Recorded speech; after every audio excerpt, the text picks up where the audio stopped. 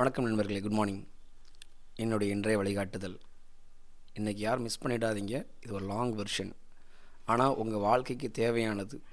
இதை புரிஞ்சால் உங்கள் வாழ்க்கையில் குடும்ப சண்டை, காதல் சண்டை, தொழில் சண்டை, எந்த முரண்பாடு அனைத்திற்கும் தீர்வு என்ன என்பதை மிக தெளிவாக புரிந்து கொள்வீர்கள். அது என்ன, இந்த உலகத்தில் நம்ம அனைவரும் தேடுறது என்ன அப்படின்னா மதிப்பு. என்ன மதிப்பு? நீங்கள் என்ன செயல் செய்கிறீங்களோ அதில் மதிப்பு பெற தான் வாழ்க்கையே வாழ்கிறதுக்கான மூச்சையவே நீங்கள் விட்டுட்ருக்கீங்க. அந்த மதிப்பு இல்லைன்னா உங்கள் மூச்சை விட்டுருவீங்க. இதுதான் ரகசியம். இது புரிஞ்சுது அப்படின்னா உங்கள் வாழ்க்கையில் அனைத்தையும் மதிப்புடன் செய்ய ஆரம்பிச்சிருவீங்க. இந்து மதத்தில் சதாசிவம் அப்படிங்கிற ஒரு தன்மையை, சிவன் பூவன் மதிசூடியவன் என்ற வார்த்தை திருஞான சம்பந்தர் சிவனை நோக்கி பாடுறார். அதாவது மதியை சூடியவன் முதல்ல என்ன செய்வான்னா மதிப்பை பிறருக்கு கொடுப்பான். மதி பிறருக்கு முதல்ல வெளிச்சம் கொடுக்கும். தட் மீன் தான் பிறருக்கு மதிப்பளித்து வாழுதல். நீங்கள் எத்தனை பேருக்கு மதிப்பளித்து வாழ்கிறீங்களோ அத்தனை பேரோட மதிப்பை நீங்கள் பெறுவீங்க. அது காதலாகட்டும், குடும்ப கணவன் மனைவியினுடைய ஒற்றுமையாகட்டும், உங்களுடைய பொருளாதாரத்தில் உங்களுடைய தொழில் உறவுகளாகட்டும், உங்களுடைய பள்ளி பருவத்தில் ஆசிரியர்களுக்கும் உங்களுக்கும் இருந்த உறவுகளாகட்டும், உங்களோட வாழ்க்கையை கற்றுத்தந்த குருமார்களாகட்டும், ஞானிகளாகட்டும், நீங்கள் எப்படி அவங்கள மதிக்கிறீங்களோ அப்படித்தான் அவங்க உங்களை மதிப்பாங்க.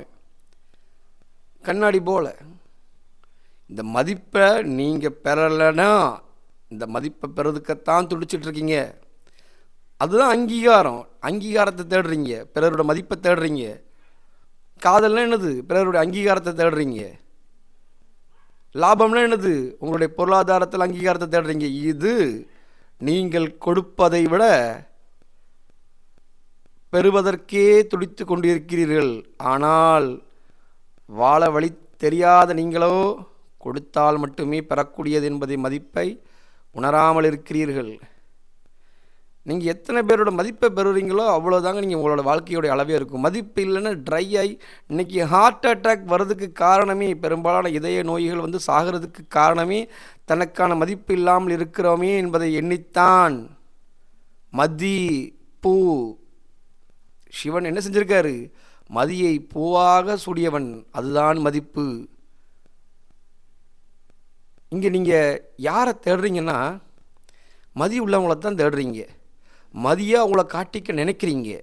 மதி என்பதே பிறரை மதிப்பதால் தான். மக்கள் மீது நான் கொண்ட பெரும் மதிப்பே எனக்கு ஞானத்தை என்னுள்ளிருந்து வெளிப்பட உதவியாக இருக்கிறது. கடவுள் சக்தியே இறைவனுக்கு பொறுப்பெடுத்து, இறைவன் எனக்கு இது பொறுப்பு கொடுத்துருக்காருன்னு நினைக்கிறேன். இறைவனுக்கு நான் அளிக்கின்ற மதிப்பு இந்த ஞானத்தை மக்கள்கிட்ட கொண்டு போய் சேருங்கிற மதிப்பை, இறைவன்பால் நான் கொண்ட மதிப்பு, இறைவன் எனக்கு அளித்த மதிப்பே இந்த ஞானம். யாருக்கு இதை கூட கேட்க தகுதி இல்லை என்றால் இவன் சொல்லி நான் கேட்குறதா? எத்தனையோ பேர் எத்தனையோ விதமான புத்தகங்கள்லாம் படிச்சிருக்கேன். பெரிய ஒரு ஞானியாக இருப்பார், பெரிய சத்சங்கம்லாம் எடுப்பார். அவருக்கு வேண்டாதவங்க அவரோட சபைக்கு வந்தாங்கன்னா அவரை கண்டுக்காமல் போவார். அவர்களுக்கு உணர்வு வழி ஏற்படுத்துவார்கள். பெரிய நீங்கள் மும்மதம் எம்மதமாகட்டும், உங்கள் சபைக்கு வர்றவங்களை அவமானப்படுத்துவீங்க, மதிக்காமல் இருப்பீங்க. உங்களுக்கான பொருள் உதவிகளோ உங்களுக்கான மரியாதைகள் அவர் செய்யவில்லை, நானும் அவருக்கு செய்ய போவதில்லை.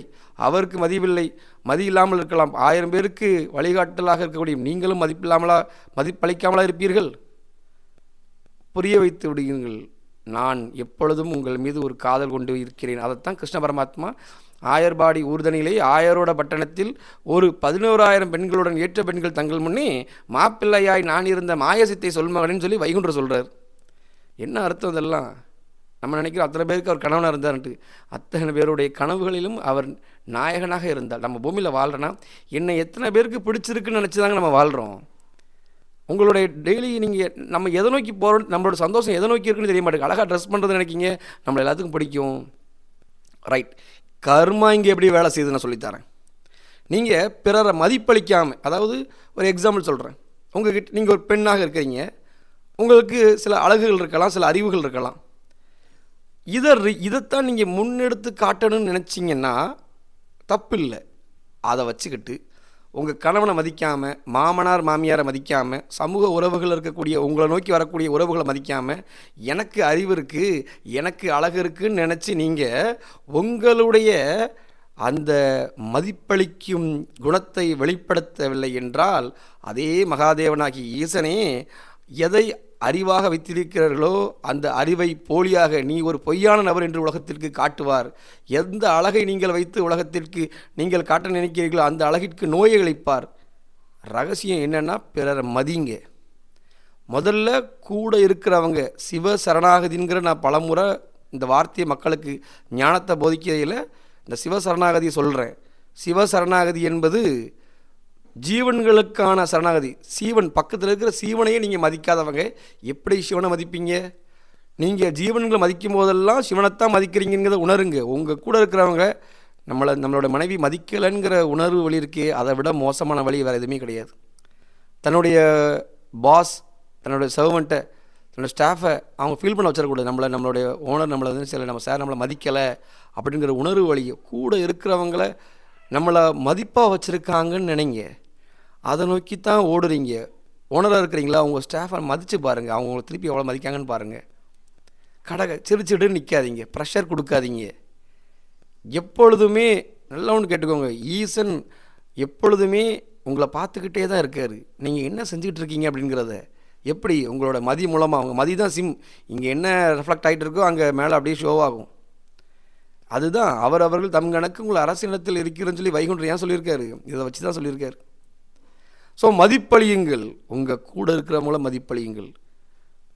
ஏன்னா சிவ சரணாகதி என்பது முதல்ல கண்ணுக்கு தெரிஞ்ச ஜீவன்களுக்கு நீங்கள் அளிக்கும் மதிப்பே, இவங்களை நோக்கி நீங்கள் அடையக்கூடிய சரணாகதியே சிவ சரணாகதியினுடைய அடிப்படை. 5ஆம் கிளாஸ் பாடத்திலே ஃபெயிலான நீங்கள், அதாவது ஜீவன்களுக்கே மதிப்பளிக்கிற தெரியாத நீங்கள், ஜீவன்கள் மத்தியிலேயே இவன் என்னை மதிக்கலை, இவன் என்னை மதிக்கலைங்கிற அங்கீகாரத்தை பெற்றீங்கன்னா எப்படி ஐஏஎஸ் 5ஆம் கிளாஸ்லேயே ஃபெயில்? வேறு எப்படி நீங்கள் சிவசரணாகதி உங்களுக்கு கேட்படுங்க? சரணம் அடைந்தவன் சாயுச்சியம் பெற்றிடுவான், சத்தியம் சொல்கின்றேன், சந்தேகம் இல்லை எப்பான்னு சொல்லி கந்தகுரு கவசத்தில் சொல்கிறோம். சரணாகதி அடைஞ்சன்னா சாயுஜியம்ங்காங்க. சாயுஜியம்னு என்னது? இறைநிலை. முருகன் தான் என்னவா இருக்காரோ தன்னையும் உங்களுக்கு தாராராம்.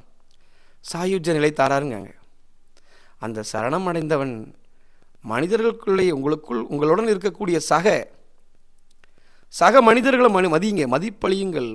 அதுக்குத்தான் எல்லாரும் வாழ்கிறோம், மதிப்பாக இருக்கத்தாங்க வாழ்கிறோம். இதை லென்த்தை நான் கொடுத்த காரணம் என்னென்னா உங்களுக்கு புரிய வைக்கத்தான்.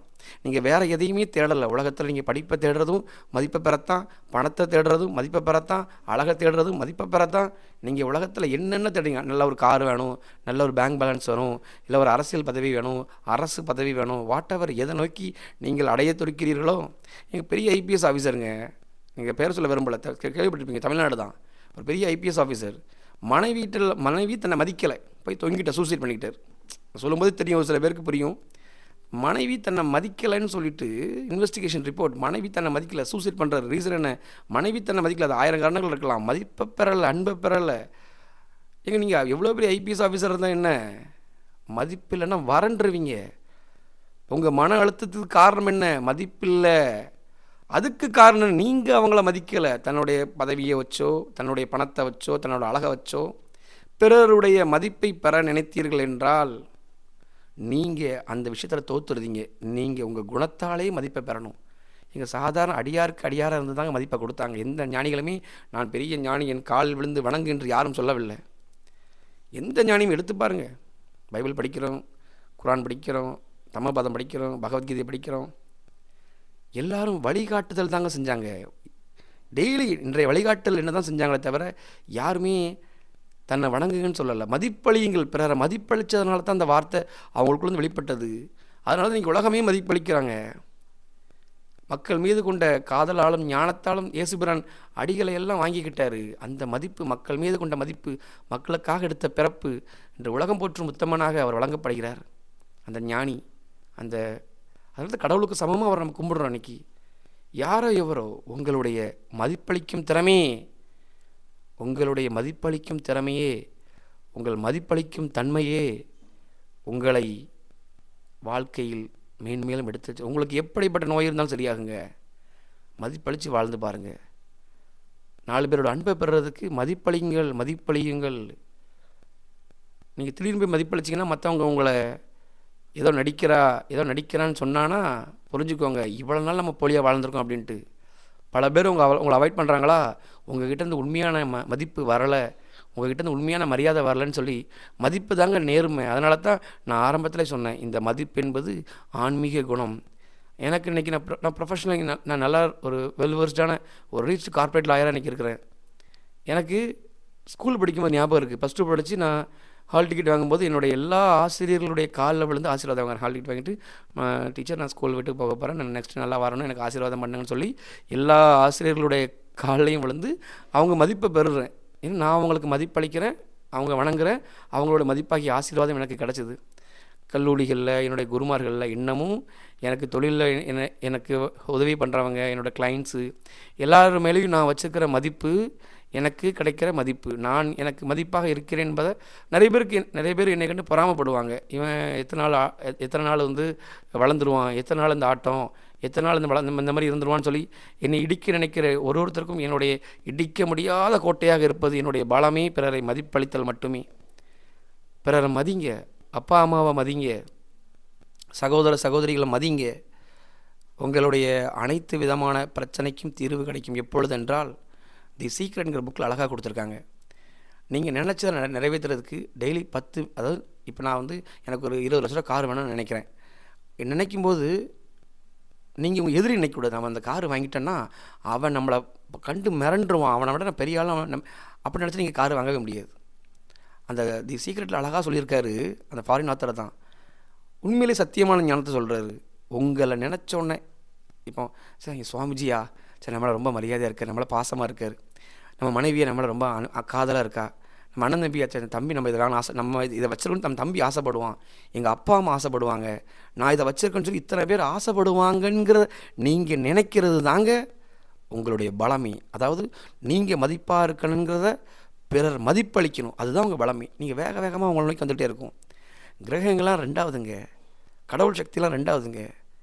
விதியை மதியால் வெல்லலாம் என்பது இந்த மதி சூடிய ஞானமே மொத்தத்திற்கும் காரணம். இன்றிலிருந்து மதிப்பளித்து வாழ்த்து பாருங்கள். நான் சொல்கிற சத்தியம் யாருக்கெல்லாம் அமிர்தமாக இருக்கிறதோ அவங்களுக்கு மருந்து கிடைத்து விட்டது என்ற அர்த்தம். நான் சொல்ல வார்த்தையெல்லாம் எத்தனை பேர் கசப்பாக இருக்கிறதோ அவர்களுக்கு இது மருந்தாக வேலை செய்து கொண்டிருக்கிறது என்ற அர்த்தம். எப்பொழுதுமே என்னுடைய மதிப்பான இந்த ஞானம் பிறருக்கு தீர்வை தான் தருமே தவிர ஒரு காலம் சாபம் தராது, சாப விமோக்ஷனமே தரும். கலியுகத்தில் ஞானிகள் காவி உடை தரித்தோ திருநீர் பட்டையிட்டோ அது மாத்திரம் உடையணிந்து வருவார்கள் என்று மட்டும் நினைத்தார்கள். ஜீன்ஸ் டிஷர்ட் போட்ட காலகட்டத்தில் ஆதி காலங்களில் மன்னர் பரம்பரையில் இருந்ததுனால அவங்க அந்தந்த உடைகள் இருந்தாங்க. கிருஷ்ண பரமாத்மா கிரீடம் அணிஞ்சிருந்தார், அவங்க அந்த மன்னரிடம் தரித்திருந்தாங்க, ஏன்னா மன்னர் குலத்தில் வந்தாங்க. முருகப்பெருமான் கலியுகத்தில் ஜீன்ஸ் டிஷர்ட் போட்ட மாதிரி தான் வருவாங்க. எங்களுடைய வார்த்தைகளை நீங்கள் கேட்டீர்களானால் சத்தியம் சொல்கின்றேன், கட்டாயமாக உங்கள் வாழ்க்கையில் மாற்றம் ஏற்படும். இந்த வார்த்தை நீங்கள் மதிப்பளியுங்கள், இந்த வார்த்தைக்கு பிறகு உங்கள் வாழ்க்கையின் மதிப்பு கிடைக்கும். சின்ன குழந்தைய மதிங்க, எவ்வளவு மதிப்பாக இருந்து பாருங்கள். மதிங்கிறது அறிவு இருக்குல்ல, அதான் மதி. அந்த இதை கொடுங்க நீங்கள். அதான் வைகுண்ட சொல்லுவார், 5 மலர் எடுத்து அனுதினம் போற்று மக்கான்கிறது. உனக்குள்ளே இருக்கிற 5 மலருங்கிறது என்னது? நம்மளுடைய மதிப்பை தான் சொல்கிறார். பிறரை மதிக்கின்ற பூ, அந்த பூவை கொடுங்கன்னுங்கார். கடவுளுக்கு நம்ம என்ன கொடுக்கணுமா? மதிப்பு. கடவுள் எங்கே இருக்கார்? அகம் பிரம்மாஸ்மி, நமக்குள்ளே தான் கடவுள் இருக்கார். தேவன் உனக்குள்ளே. அப்போ நம்ம மனுஷங்களுக்குள்ளே தான் தேவசக்தி இருக்குது. இந்த மனிதர்கள் மதிக்கும் பொழுதெல்லாம் மகாதேவனாகிய ஈசனைத்தான் மதிப்பாக போய் செல்கிறது. இது உங்களுக்கு புரியும்னு நினைக்கேன். இந்த ரகசியம் புரிஞ்சுதுன்னா நல்லா புரிஞ்சுக்கோங்க, உங்களுக்கு எந்த விதமான நோயுமே வராது. உங்களுக்கு நோய்க்கான ஆக்சிடென்ட்டு இல்லை உள்ள இருக்கக்கூடிய ஆர்கன்ஸோடைய ப்ராப்ளம், நோய்கள் எல்லாத்துக்குமே மூல காரணமாக இருக்கிறதே நீங்கள் மதிப்பளிக்கலாம் நினைப்பீங்கன்னா, யாருடைய மதிப்பையும் நீங்கள் பெறலன்னா என்ன நினைப்பீங்கன்னா, செத்து போனால் நல்லாயிருக்கும். நீங்கள் நினைக்கிறீங்க செத்துட்டேன்னா நம்ம எல்லோரும் நம்மளை சொல்லிட்டு ஒரு நாள் நம்மளை மதிப்பளிப்பாங்க.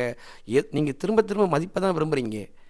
நான் என்ன சொல்கிறேன், நீங்கள் மதிப்பை கொடுத்து பாருங்கள், பிறரை மதித்து பாருங்கள். முதல்ல மதித்து பாருங்கள், உங்களுக்குள்ள ஞானம் தன்னால் வெளிப்படும். ஏன்னா மதிப்பில் இருந்து தான் அந்த ஞானம், மதிங்கிற அடுத்த ஞானம் வெளிப்படும். மதிப்பில் இருந்து தான் செல்வம் வெளிப்படும். மதிப்பில் இருந்து தான் நல்ல ஒரு உறவுகள் ஏற்படும். மதிப்பில் இருந்து தான் காதல் ஏற்படும். மதிப்பில் இருந்து தான் சகலமும் ஏற்படும். மதிப்பு தான் மூலம். மதிப்பாக வாழத்தான் பிறந்திருக்கிறீர்கள். இதை புரிஞ்சுக்கிட்டிங்கன்னா வாழ்க்கையில் நீங்கள் எந்த ஞானமும் உங்களுக்கு தேவையில்லை. பிறருக்கு மதிப்பாக வாழ்ந்தால் போதும், பிறரை மதித்து வாழ்ந்தால் போதும். 2 அஸ்திரம்தான் வாழ்க்கையில். நீங்கள் ஒரு கஷ்டத்தில் இருக்கிறீங்கன்னா 2 விஷயம் புரிஞ்சுக்கோங்க. யாருக்கோ நீங்கள் மதிப்பளிக்கலை, யாரோட மதிப்பையோ நீங்கள் பெறலை. வாழ்க்கையில் இதை நோக்கி தான் ஓடிட்டுருக்கீங்க.